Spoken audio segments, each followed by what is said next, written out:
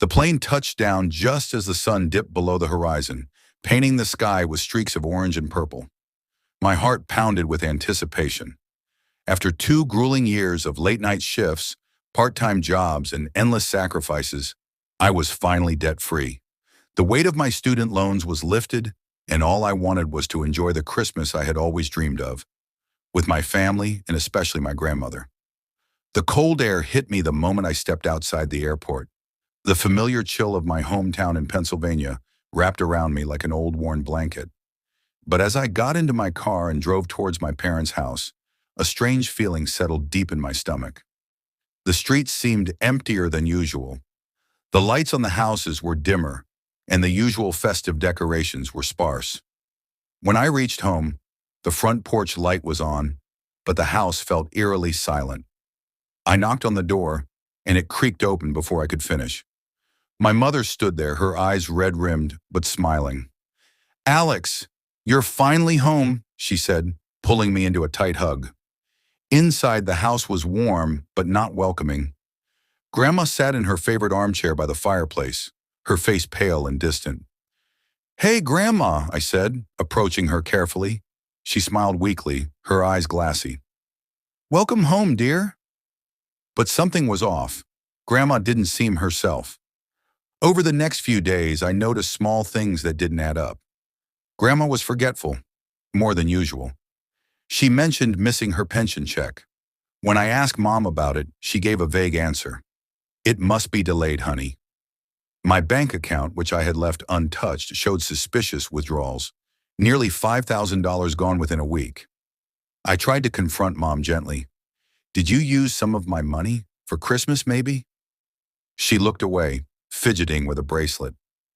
"Alex, you know how tight things have been lately. I just wanted to make sure we had a good Christmas."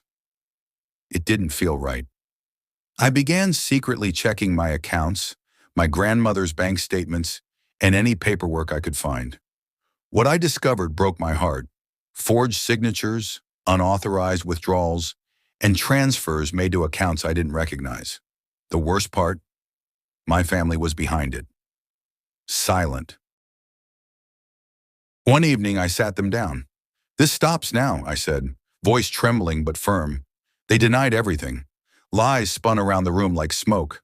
But I had proof. I showed them the documents, the bank statements, even recorded conversations where they admitted to stealing. I spent every spare moment piecing together the puzzle. Late nights at Grandma's kitchen table, surrounded by piles of bank statements, old receipts, and torn-up checkbooks.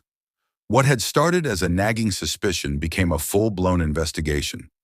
I found transfers from Grandma's pension direct deposit to a mysterious bank account. I traced it back. It was one belonging to my cousin Jake.